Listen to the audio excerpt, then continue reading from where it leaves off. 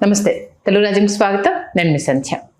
కొందరు రాజకీయ నాయకులు అంటే దశాబ్దాల పైబడి రాజకీయాల్లో ఉన్న ఇప్పుడు తరచి చూస్తే వాళ్ళు ఏ పార్టీలో ఉన్నారో చెప్పుకోలేని పరిస్థితి, రేపు రాజకీయంగా ఏ పార్టీలోకి వెళ్తే వాళ్ళకు కలిసి వస్తుందో కూడా తెలియని సందిగ్ధం.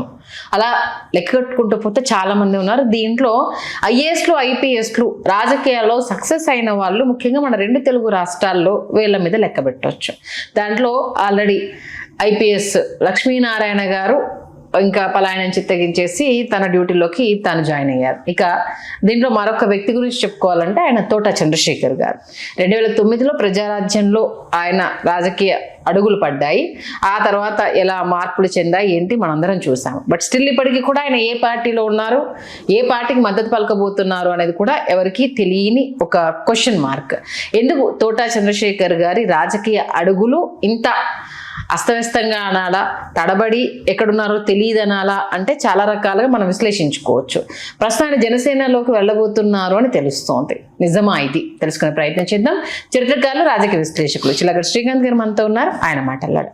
శ్రీకాంత్ గారు నమస్తే. నమస్కారం సంధ్య గారు. నిజంగా ఒక సుదీర్ఘ అనుభవం అంటే పొలిటికల్గా లేకపోయినా ఒక ఐఏఎస్ ఐపీఎస్లు అంటే రాజకీయంగా వాళ్ళు కనెక్ట్ అయి ఉంటారు అనేది.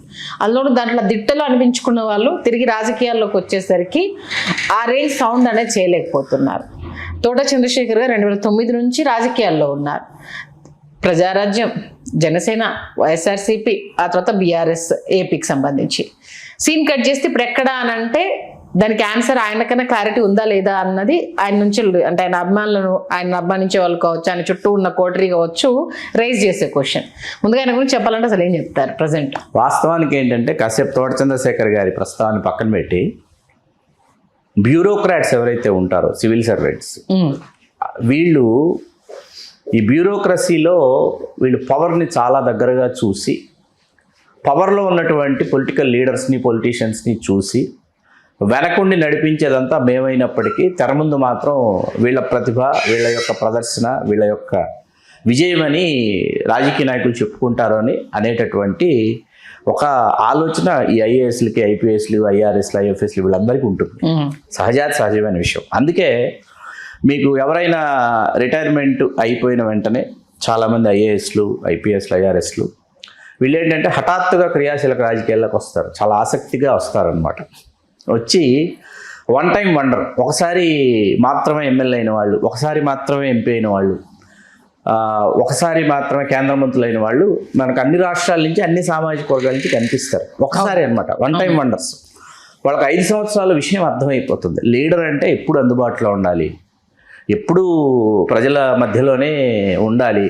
వాళ్ళు అర్ధరాత్రి వచ్చి తలుపు తట్టినా, అపరాత్రి వచ్చి తలుపు తట్టినా, అట్లాగే ఆ నియోజకవర్గంలో జరిగే శుభాశుభాలకి ఇవన్నీ ఏంటంటే వీళ్ళు చొక్కా నలగకుండా వీళ్ళు ఏసీలో ఉండి వీళ్ళు ఎస్ బాస్ అనిపించుకున్నటువంటి పరిస్థితుల్లో నుంచి వీళ్ళు బురదలో నేల మీద అడుగు పెట్టాలి, చెమట పట్టాలి అనేటప్పటికీ తట్టుకోలేరు అనమాట. తట్టుకోకుండా వీళ్ళు ఏంటంటే తిరిగి వెనక్కి వెళ్ళిపోతారు. ఒక 5 సంవత్సరాలు చేసేసి పదవి, పేర్లు కూడా చెప్పగలను. పివి రంగయ్యనాయుడు గారు కేంద్ర మంత్రి చేశారు, కె విజయరామారావు గారు, ఇట్లా మనం కేఎస్ఆర్ మూర్తి గారు అమలాపురం ఎంపీ చేశారు. ఇట్లా మనం జాబితా తీసుకుంటే చాలా పెద్ద జాబితా వస్తుంది. అందుకే వేళ్ల మీద లెక్క పెట్టవచ్చు అని చాలా క్లియర్గా మెన్షన్ చేశాను నేను. సరే, ఇప్పుడు ఇక్కడ మీరు తోట చంద్రశేఖర్ గారు ప్రస్తావన తీసుకొచ్చారు కాబట్టి తోట చంద్రశేఖర్ గారు చాలా సర్వీస్ ఉండగా ఆయన క్రియాశీలక రాజకీయాలకు, ఆయన ఐఏఎస్లకి రోల్ మోడల్ లాంటి ఒక ఆఫీసర్, ఐఏఎస్ ఆఫీసర్స్కి ఒక రోల్ మోడల్ లాంటి ఆఫీసర్ ఆయన. ఐఏఎస్లకే రోల్ మోడల్ లాంటి ఆఫీసరు ఆయా రాష్ట్రాల్లో ఆయన పనిచేసినప్పుడు, మరీ ముఖ్యంగా మహారాష్ట్రలో ఆయన ఒక బ్రాండ్ అనమాట. తోట చంద్రశేఖర్ అంటే ఒక బ్రాండ్. తోట చంద్రశేఖర్ గారిని ఆయన్ని ట్రాన్స్ఫర్ చేసినప్పుడు 3 రోజుల పాటు బంద్ పాటించినటువంటి సందర్భాలు ఉన్నాయి. అంటే ప్రజలు అంతగా ఓన్ చేసుకున్నారు ఆయన. అట్లాంటి ఒక ఆఫీసర్. అలాంటిది 47 సంవత్సరాల వయసులో ఆయన క్రియాశీలక రాజకీయాలు వచ్చారు. హీఈస్ జస్ట్ 47 years ఆయన సర్వీస్ 62 ఏళ్ళ వరకు సర్వీస్ చేయొచ్చు హ్యాపీగా. అట్లాంటిది దాన్ని త్యజించి ఆయన క్రియాశీలక రాజకీయాల్లోకి వచ్చి చిరంజీవి గారి పార్టీ పెట్టారని వచ్చి, అంటే ఆ సమీకరణలో తెనాలి రద్దై గుంటూరు లోక్సభ ఏర్పడటం, సామాజిక సమీకరణలలో భాగంగా గుంటూరు నుంచి ఆయన పోటీ చేయటం, ఇట్లాంటివన్నీ జరిగినాయి. ఆ ప్రయత్నాలు జరిగినాయి. ఆయన స్థాయిలో ఆయన చాలా గొప్పగా పెర్ఫామ్ చేశారు. ఆ తర్వాత ఏంటంటే తిరిగి మళ్ళీ సర్వీస్లోకి వెళ్ళాలంటే వెళ్ళలేనటువంటి పరిస్థితి. ఎందుకంటే ఒక్కసారి స్వచ్ఛంద పదవీ విరమణ తీసుకున్న తర్వాత ఎస్సీ ఎస్టీలకి అది వర్తించదండి. వాళ్ళు తిరిగి సర్వీసెస్లోకి వెళ్ళిపోవాలంటే వెళ్ళిపోవచ్చు. ఎన్నికల్లో పోటీ చేసి ఓడిపోయి నాకు రాజకీయాలు సరిపడలేదు, నేను మళ్ళీ సర్వీస్లో జాయిన్ అవుదాం అనుకున్నానంటే వాళ్ళకి ఎంట్రీ ఉందండి. జనరల్ వాళ్ళకి లేదు అది. ఒకసారి once you left your job లేదన్నమాట. ఏం చేయాలి? అప్పుడు ఆయన వ్యాపారాల వైపు వచ్చారు, రియల్ ఎస్టేట్ వైపు వచ్చారు. ఆదిత్య సంస్థను నెలకొల్పారు. ఆదిత్య సంస్థను నెలకొల్పి ఆదిత్య ద్వారా రియల్ ఎస్టేట్ రంగంలో పలు సంచలన విజయాలు ఆయన సాధించారు. ఈ క్రమంలో ఆయన 2014 ఎన్నికలకి నాట్ ఓన్లీ 14 ఎలక్షన్స్లో వాస్తవంగా కురసాల కన్నబాబు గారు లాంటి వాళ్ళు ఇంకా కాంగ్రెస్లోనే ఉన్నారు. కన్నబాబు గారు ఆయన మంత్రి పదవి కోసం ఎదురు చూసి భంగపడి, ఎందుకంటే ఉమ్మడి తూర్పుగోదావరి జిల్లాలో ప్రజారాజ్యం వాళ్ళు 4 గెలిచారు. బండారు సత్యానందరావు గారు, కురసాల కన్నబాబు గారు, పంతం గాంధీమోహన్ గారు, వంగా గీత గారు. ఏ ప్రాతిపదికను తీసుకున్నా మొత్తం ఎంటైర్ ప్రజారాజ్యం ఎమ్మెల్యేలు అప్పుడు కాంగ్రెస్ పార్టీలో విలీనం చేసేటప్పుడు హూ ఈజ్ ద సీనియర్ అంటే Bandaru Satyananda Rao is the senior అని వస్తుంది. అవును. అట్లాంటిది బండారు సత్యానందరావు గారికి కూడా మంత్రి పదవి లేదు. గంటా శ్రీనివాసరావు గారు ఒకటే ఎగరేసుకుపోయారు, చెన్నంశెట్టి రామచంద్రయ్య గారు ఒకటే ఎగరేసుకుపోయారు శాసనమండలి ద్వారా. ఆయన వచ్చి నేను చాలా అనుభవజ్ఞుడిని, అద్భుతం అమోఘం అని చెప్పి ఆయన పట్టుకెళ్ళారు. కన్నబాబు గారు ఏంటంటే 14 ఎన్నికలు ఆయన అర్థమైపోయింది, కాంగ్రెస్ పార్టీలో ఉంటే మనల్ని ఎవరు పట్టించుకోరు అని వెలుపలికి వచ్చి వెనువెంట వైకాపాలకు వెళ్ళలేడు ఆయన. అందుకని స్వతంత్ర అభ్యర్థిగా పోటీ చేసి, అంటే కురసాల కన్నబాబు లాంటి వాళ్ళు స్వతంత్ర అభ్యర్థిగా పోటీ చేస్తున్న సమయంలో వైకాపాలో ఏలూరు లోక్సభ నుంచి చంద్రశేఖర్ గారు పోటీ చేస్తున్నారు. పోటీ చేశారు. కూటమి అప్పుడు కూడా కూటమి జత కట్టడంతో ఖచ్చితంగా తోట చంద్రశేఖర్ గారు గెలుస్తారని చాలామంది అంచనాలు వేశారు. రాజకీయ విశ్లేషకులు మేము కూడా వేశాం. కూటమి ఎప్పుడైతే మీకు తెర మీదకి వచ్చిందో అప్పుడు మీకు ఏమైందంటే విజయానికి దూరం జరిగారు. సరే, పరాజయం పాలైన తర్వాత ఏమైంది? ఆయన పార్టీలో కొనసాగుంటుంటే 19 ఎన్నికల్లో ఖచ్చితంగా లోక్సభ సభ్యుడు అయ్యేవారు. వైసీపీ ప్రభంజనంలో అయిపోయారు, ఆలోచించకుండా అయిపోయారు. ఆయన అసలు వైసీపీలో ఆయనకి ఎవరు ఏ విధంగా ఆయన అవమానించలేదు, ఆయన గౌరవానికి ఎక్కడ భంగం వాటిలో లేదు. జగన్మోహన్ రెడ్డి గారు ఎప్పుడు తోట చంద్రశేఖర్ గారు ఎదురుపడినా శేఖర్ అన్న అని పిలుస్తారు. జగన్మోహన్ రెడ్డి గారు పిలిచే పిలుపు శేఖర్ అన్న. ఆయన అందరూ జనసేన అంటున్నారని చెప్పి అందరూ వచ్చి జనసేన మీరు జనసేనలో ఉండాలి, మీరు ఇక్కడ ఎందుకు ఉన్నారంటే ఆయన కూడా ఓహో మనం జనసేనలో ఉండాలేమో, మనం పలానా కాబట్టి గతంలో ప్రజారాజ్యం నుంచే ప్రయాణం ప్రారంభమైంది అని ఆయన జనసేనలోకి వచ్చారు. జనసేనలోకి వచ్చిన తర్వాత ఏమైంది? గుంటూరు 2లో ఒక నియోజకవర్గం నుంచి శాసనసభకు పోటీ చేశారు. చెప్పుకోదగ్గ స్థాయిలోనే ఓట్లు వచ్చినాయండి, మరీ తీసేసే స్థాయిలో ఓట్లు రాలి. 19 ఎన్నికల్లో మీరు వైకాపా ప్రభంజనంలో జనసేన అభ్యర్థిగా పోటీ చేస్తే ఏంటి, చేయకపోతే ఏంటి, అక్కడ ఓడిపోయారు. వరుసగా 3 సార్లు ఓడిపోయిన తర్వాత 19లో కన్నబాబు లాంటి వాళ్ళు రాష్ట్ర మంత్రులు అయ్యారు. గెలిచి వైకాపాలోకి వచ్చి రాష్ట్ర మంత్రులు అయ్యారు. అక్కడి నుంచి చంద్రశేఖర్ గారు తర్వాత జనసేనలో ఆయన పరిస్థితి ఏంటి, ఎక్కడున్నారు అంటే ఈ ఐఏఎస్లు ఐపీఎస్లు ఐఆర్ఎస్లు లాంటి వాళ్ళు ఎక్కడ, పివి రావు ఐఆర్ఎస్ దగ్గర నుంచి మొదలు పెట్టారు. పివి రావు గారు అందరినీ ఐఏఎస్ని ఐఆర్ఎస్ని ఐపీఎస్లు ఐఎఫ్ఎస్లు వీళ్ళందరినీ కనెక్ట్ చేసింది పివి రావు గారు. IRS retired. వీళ్ళందరూ లేరు ఇవాళ జనసేనలో. ఆయన లేరు, లక్ష్మీనారాయణ గారు లేరు, చింతలపార్త సారథి గారు లేరు, తోట చంద్రశేఖర్ గారు లేరు, పి రామ్మోహన్ రావు గారు లేరు. చాలా పెద్ద జాబితా వస్తుంది. ఎందుకు వస్తుంది అంటే వీళ్ళందరూ పార్టీని తమ కంట్రోల్లోకి తీసుకోవాలనుకున్నారు అన్నది పవన్ కళ్యాణ్ గారు వాదన. పవన్ కళ్యాణ్ గారు చుట్టూ ఉన్న 10 మంది కావచ్చు, 15 మంది కావచ్చు, 20 మంది కావచ్చు, వీళ్ళు ఏమంటారంటే వీళ్ళందరూ పార్టీని తమ కంట్రోల్లోకి తీసుకోవాలని అనుకున్నారు. వీళ్ళకి ప్రజలతో డైరెక్ట్గా సంబంధాలు లేవు, క్షేత్రస్థాయిలో ప్రజలకి వీళ్ళకి అసలు సంబంధం ఉండదు. వీళ్ళు ఒక సర్కిల్లో, ఆ సర్కిల్లో ఉన్నటువంటి పీపుల్తో వీళ్ళు ఇంటరాక్ట్ అవుతారు, కానీ దిగువన ఉన్నటువంటి సర్కిల్స్లోకి వీళ్ళు రాలేరు అనేటటువంటి వాదన అక్కడ వినిపించింది. పవన్ కళ్యాణ్ గారి ధోరణి ఇంకొకలాగా ఉంది. ఆ ధోరణిలో ఆయన ప్రయాణం చేస్తున్నారు. మీకు తోట చంద్రశేఖర్ గారి వాదన ఏంటంటే మనోహర్ గారు, మేమందరం వెలుపలికి రావడానికి మనోహర్ గారు కారణం అని చెప్తారు. మనోహర్ గారు once entered in to the party.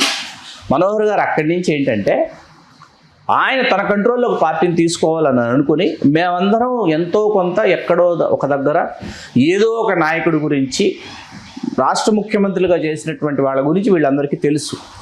వీళ్ళందరికీ ఏ సామాజిక వర్గాలు ఏ నియోజకవర్గాల్లో పోటీ చేయొచ్చు అనేటటువంటి సమీకరణాలు తెలుసు. మాలాంటి వాళ్ళం పవన్ కళ్యాణ్ గారు చుట్టూ ఉంటే మనోహర్ గారు ఆయన తన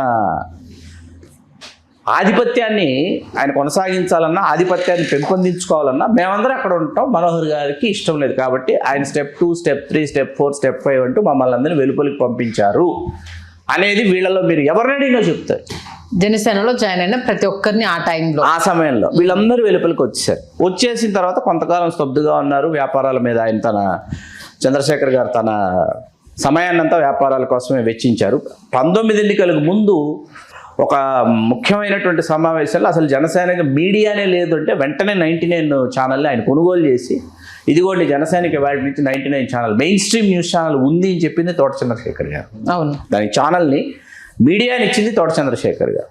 వీటినన్నిటినీ కూడా వాళ్ళు పక్కన పెట్టి ఆయన్ని వెలుపలికి వెళ్ళేంత వరకు అక్కడ ఆ విధంగా కొనసాగాయి కొన్ని సంఘటనలు, వరుస సంఘటనలు. ఆయన వెలుపలికి వచ్చి సరే వ్యాపారాల మీద దృష్టి పెట్టారు, వ్యాపారాల్లో విజయాలు సాధించారు. తర్వాత అనూహ్యంగా ఆంధ్రప్రదేశ్ బీఆర్ఎస్ చీఫ్ అన్నారు. అది కొంతకాలం ఒక 5-6 నెలలు నాటకీయ పరిణామాలు అవి చోటు చేసుకున్నాయి. గుంటూరులో కార్యాలయం ప్రారంభించడం, ఇక్కడ ఆయన జన్మదిన వేడుకలని, అదని ఇదని కొన్ని జరిగినాయి. సామాజిక సమావేశాలని, బీఆర్ఎస్ సమావేశాలు ఇక్కడ కొన్ని. ఆంధ్ర నుంచి ప్రతిరోజు ఆంధ్రప్రదేశ్ నుంచి దాదాపు అన్ని జిల్లాల నుంచి వచ్చి బీఆర్ఎస్లో చేరారు ఆయన సమక్షంలో, ఆయన నివాసం. ఈ కార్యక్రమం అంతా కొనసాగింది. ఇవన్నీ అయిపోయిన తర్వాత ఏమైందంటే బీఆర్ఎస్ ఇక్కడ చిత్తుగా ఓడిపోయింది. ఓడిపోయిన తర్వాత ఇప్పుడు ఏం చేయాలి, వాట్ నెక్స్ట్? ఆంధ్రప్రదేశ్లో, తెలంగాణలోనే బీఆర్ఎస్ లేదు, ఆంధ్రప్రదేశ్లో బీఆర్ఎస్ ఏం చేస్తుంది? మీకు అర్థమైంది కదా. ఇక్కడ ఒక అనూహ్యమైన సంఘటన 24 ఎన్నికలకు ముందు ఆంధ్రప్రదేశ్లో ఒకటి జరిగింది. అదేంటంటే ఎక్కడైతే 19 ఎన్నికల్లో చంద్రశేఖర్ గారు ఓడిపోయారు జనసేన అభ్యర్థిగా, 24 ఎన్నికల్లో అదే నియోజకవర్గం నుంచి భాజపా నుంచి పోటీ చేయాలని ఉవ్విళ్ళూరారు చంద్రశేఖర్ గారు. ఆ దిశగా కొన్ని ప్రయత్నాలు ఆయన అభిమానులు కావచ్చు, అంటే ఆయన కుటుంబ సభ్యులు కొంతమంది కావచ్చు ప్రయత్నించారు. అంటే మళ్ళా కూటమి కట్టినప్పుడు జనసేనకు ఎందుకు వెళ్ళాలి అని అనుకోలేదు, లేకపోతే అక్కడి నుంచి ఆహ్వానం రాలేదా? ఇది ఒకసారి క్లారిటీ. ఇక్కడ మీకు ఇందాక నేను వెరీ బిగినింగ్ ఒక విషయం చెప్పాను, ఆయన ఒక బ్రాండ్ అని చెప్పాను. ఐఏఎస్ ఆఫీసర్స్లో ఆయన అధికారిగా రాణించినటువంటి సమయంలో ఆయన ఒక బ్రాండ్ అని చెప్పాను. ఒక బ్రాండ్ అయినప్పుడు పవన్ కళ్యాణ్ గారికి ఎంత ఇగో ఉంటుందో, ఒక ఐఏఎస్ ఆఫీసర్గా ఒక సర్వీస్ 22 సంవత్సరాల సర్వీస్ చేసినటువంటి ఒక రిటైర్డ్ ఐఏఎస్ ఆఫీసర్కి అంతే ఇగో ఉంటుంది. ఆ ఇగోల మధ్య ఏమవుతుందంటే అటువైపు నుంచి ఆహ్వానం రావాలే కానీ ఇటువైపు నుంచి మనం ప్రయత్నించకూడదు. మనం వెళ్ళి వెలుపలికి వచ్చి మళ్ళీ నేను వస్తాను అంటే అక్కడి నుంచి మీ అవసరం మాకుంది, మీరు మాకు కావాలి అనేటటువంటి పిలుపు అక్కడి నుంచి రావాలి తప్ప మనం వెళ్ళి దేబరించడం ఏంటి అనేటటువంటి ఒక అలా ఉండిపోయింది. అది ఉండిపోయిన తర్వాత బీజేపీలో ఆ ప్రయత్నాలు, ఈయన అభిమానులు కుటుంబ సభ్యులు కొంతమంది బీజేపీ నుంచి అదే గుంటూరు నుంచి అక్కడి నుంచి తిరిగి పోటీ చేస్తే బాగుంటుందన్న ప్రయత్నాలు జరిగినాయి. పురంధేశ్వరి గారు ఆయన రాకని ఆవిడ స్వాగతించలేదు, ఆవిడ గట్టిగా అడ్డుకున్నారు. పురంధేశ్వరి గారు ఆవిడ అధ్యక్షురాలు, అప్పుడు రాష్ట్ర అధ్యక్షురాలు ఆవిడ గట్టిగా అడ్డుకున్నారు.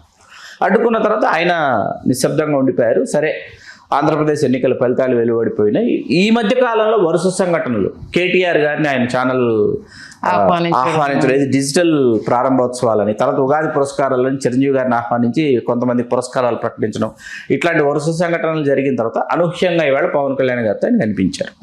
వెళ్ళి పుష్పగుచ్చం అందిస్తున్నారు. ఇంట్లో శుభకార్యం కోసం కలవడానికి వెళ్ళారు ఆయన. ఆయన సోదరుడు శంకర్రావు గారు అంటారు. చంద్రశేఖర్ గారు, శంకర్రావు గారు, సత్యనారాయణ గారు, ముగ్గురు బ్రదర్స్లో శంకర్రావు గారి కుమారుడు అనిరుద్ధ్ గారు. ఆయనే 99 టీవీ ఎండి. అనిరుద్ధ్ గారి వివాహం, అనిరుద్ధ్ గారు వధువు ఎవరు అంటే స్వయంగా మెహర్ రమేష్ గారి కుమార్తె, ఇప్పుడు వధువు, పెళ్లి కుమార్తె. మెహర్ రమేష్ గారు చిరంజీవి గారికి ఏమవుతారు, పవన్ కళ్యాణ్ గారికి ఏమవుతారు, పిన్ని గారి అబ్బాయి, స్వయాన పిన్ని గారి అబ్బాయి. కాబట్టి చిరంజీవి గారిని వీళ్ళు ఆహ్వానించడం జరిగింది. కళ్యాణ్ బాబుని ఆహ్వానించారా అంటే లేదు అంటే చిరంజీవి గారే ఫోన్ చేసి చిరంజీవి గారి అపాయింట్మెంట్ ఫిక్స్ చేసి వెళ్ళండి అంటే ఆయన మరుసటి రోజు 2 గంటలకు రమ్మన్నారు. ఈయన వెళ్ళారు, ఆహ్వానించారు. ఏకాంతంగా 20 నిమిషాల చర్చలు అయితే జరిగినాయి. ఇరువురికి ఏకాంతంగా 20 నిమిషాలు చర్చలు జరిగినాయి. అంటే పవన్ కళ్యాణ్ గారు ఏమని ఉంటారు, నా ప్రమేయం ఏమీ లేదు మీరు వెలుపలికి వెళ్ళడానికి, అప్పుడు నాకేం జరిగిందో తెలియదు, మీ వంటి వారి అవసరం చాలా ఉంది, ఇటువంటి వ్యాఖ్యానాలు అయితే పవన్ కళ్యాణ్ గారు ఖచ్చితంగా 263 నియోజకవర్గాల్లో రేపు 75, 80 పొత్తులో భాగంగా, పొత్తు ధర్మంలో భాగంగా స్థానాలు తీసుకోవాలి. కాబట్టి ఇవాళ నుంచి అభ్యర్థుల అవసరం, ఆర్థికంగా అండదండలు అవసరం, ఆర్థికంగా సుసంపన్నులైనటువంటి రాజకీయాల్లో ఎంతో కొంత అనుభవం, ఎలక్షన్స్ చేసినటువంటి అనుభవం, 3 ఎన్నికలు చేసినటువంటి అనుభవం చంద్రశేఖర్ గారికి ఉంది. ఇట్లాంటి వాళ్ళు అవసరమని ఆయన ఆహ్వానించకపోయినా ఆ విధమైనటువంటి సంకేతాలు ఉండవచ్చు ఆయన మాటల ద్వారా. అంటే ఈ మీటింగ్ కి మెయిన్ చిరంజీవి గారు వెనుకుండి మీలాంటి వాళ్ళు ప్రధాన తమ్ముడికి అండగా ఉండాలి ఉండాలని కాదు, వెళ్ళి మీరు ఆహ్వానిస్తే బాగుంటుందని అన్నారు. వీరు వెళ్ళి ఆహ్వానించారు. రావచ్చు రాకపోవచ్చు పవన్ కళ్యాణ్. చిరంజీవి గారు అయితే ఖచ్చితంగా వస్తారు. 26 ఈ నెల 26 నిశ్చితాంబులాలు తీసుకుంటున్నారు 26. కాబట్టి ఖచ్చితంగా చిరంజీవి గారు అయితే వస్తారు, వధువులను ఆశీర్వదిస్తారని అనుకుంటున్నాం. కళ్యాణ్ గారు రావచ్చు రాకపోవచ్చు, పెళ్లికైతే ఖచ్చితంగా వస్తారు. ఓకే, అది మొత్తానికి వివాహ ఆహ్వానాన్ని పొలిటికల్ ఆహ్వానంలా చేసేసారు. మనం గతంలో కూడా చంద్రశేఖర్ గారికి సంబంధించి మనం ఒక విశ్లేషణ చేసాం. అన్ని రాజకీయ పార్టీలు ఆయన వైపు చూస్తున్నాయని చెప్పాం. అవును, ఇప్పుడు ఆర్థికంగా అండదండలు ఉండాలి అని ఏ రాజకీయ పార్టీ అయినా కోరుకుంటే చంద్రశేఖర్ గారు లాంటి వాళ్ళ వైపు చూస్తారు, ఖచ్చితంగా చూస్తారు, చూడకుండా అయితే ఉండదు. కాకపోతే నియోజకవర్గాల్ని వీళ్ళు ఎంపిక చేసుకోవటం, ఆ నియోజకవర్గాల్లో నిత్యం వీళ్ళు మమేకం అవటం, శుభకార్యాలు కావచ్చు లేకపోతే వేరే కార్యక్రమాలు కావచ్చు, వీళ్ళు కనిపించడం వినిపించడం అనేది చాలా ఆవశ్యకత ఉంది. ఎందుకంటే ఓన్ చేసుకోవాలి, ప్రజలు ఓన్ చేసుకోవాలి. అది ఆ కమ్యూనికేషన్ గ్యాప్ ఉండిపోతుంది.